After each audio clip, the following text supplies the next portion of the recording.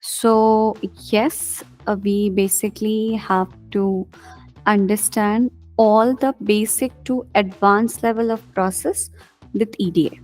Okay, so EDA basically help us in solving all these analysis and making us understand our data in a more easiest way, so that we can take decision on what kind of prediction or what kind of analysis we should be doing it with our data set. Doing EDA is just not a fixed process. Okay, learning about EDA in Python or in any other languages, it's not a fixed process at all. It's a method of learning according to different requirements, according to different profile, and according to different organization also. So EDA is also all about understanding whether you're doing the EDA purpose, like EDA process, for the educational purpose or for the professional level. You are doing as a data scientist or you're doing for any other research purpose. So there are so many aspects of EDA. Like working on a data set, there are so many fields that you have to go through. There are so many analysis that you have to understand, right? Today, we will try to perform the complete EDA process professionally. Okay. We will try to understand scenarios. We will try to find out all the details and insights and so many other informations from that. So we will go by step-by-step process. So what are the step-by-step process? First, I'm launching my Google Colab.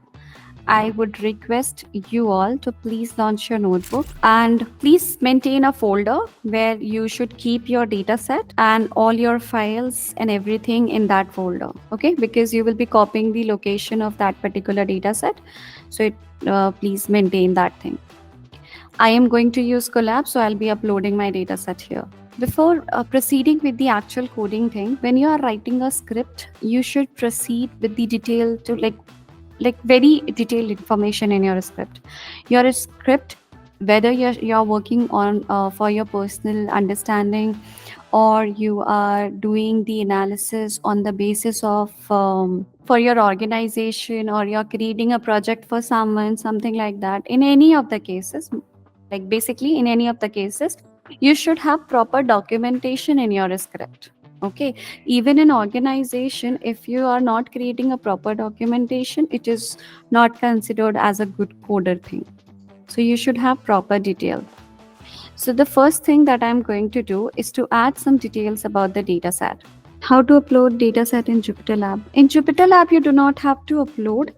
You can just copy the file path. Your file must be downloaded somewhere. First of all, extract the zip file. You will get a dataset with the name Nigerian Road Traffic Crashes 2020 underscore 2024. So first we will add some text here where we will understand and learn about the data set.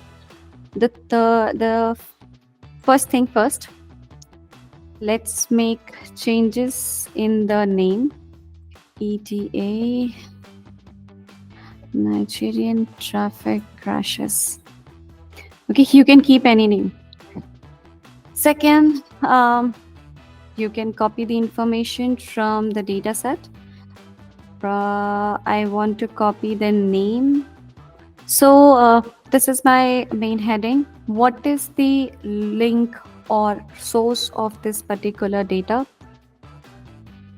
Data source. You can just paste Kaggle link in your description. Second, what is your data set name? Okay, so that is also one thing that you can write. It's Nigerian road traffic crashes 2020. You can copy from your file name directly. Okay, so this is my data set name.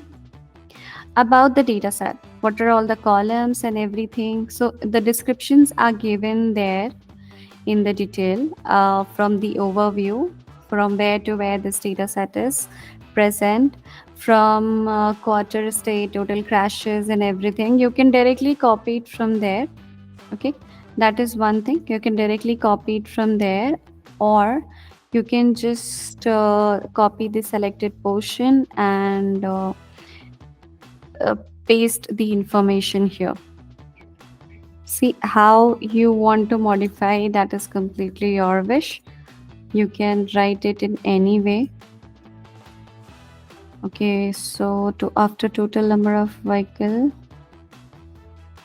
total vehicles involved, we had a speed violation.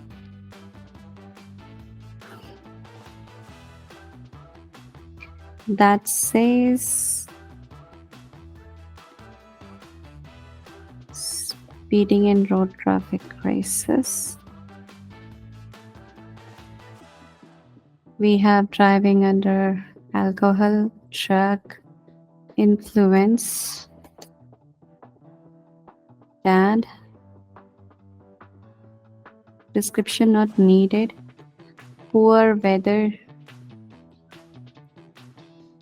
Okay. Then we have fatigue. FTQ. What is this? We can write. And lastly was other factors. Cool. So these are all the description about all the columns that I have. Okay. So I have taken the main heading, then the data source link, which is very important. You should always tell what was your source of the data. The data set, a name. If you want to add the word name here, you can add it. About data set, what are all the informations that are present in my data set, I have mentioned here. And this is a good practice to give the complete references. If you want to add any other information, you can definitely add here. Now, when we proceed with such kind of information, what are all the other things after this step you should be focusing on? Hello, everyone. Thanks for watching it. If you found this video or lecture very helpful, don't forget to follow MedBrains for more insights, tutorial, and even career-focused content. Stay tuned. Your journey to mastering tech starts from here. Hi everyone, my name is Margarita and I enrolled in data science course because I wanted to transition into a more analytical field and gain hands-on experience in with real-world projects. I've always had an interest in data, and this program seemed like a great opportunity to build a strong foundation. This course helped me a lot. I improved my skills in data analysis, machine learning, and visualization. I also worked on different projects like global temperature anomaly analysis and heart failure prediction, which really boosted my confidence. Manisha, you were incredibly supportive as mentor. You always answered our questions clearly, gave useful feedback, and kept us motivated throughout the course. I really appreciate your guidance and encouragements. Overall, this program was a great experience. I gained not only technical skills, but also more confidence in myself as a beginner data scientist. I definitely love to stay in touch. Thank you so much.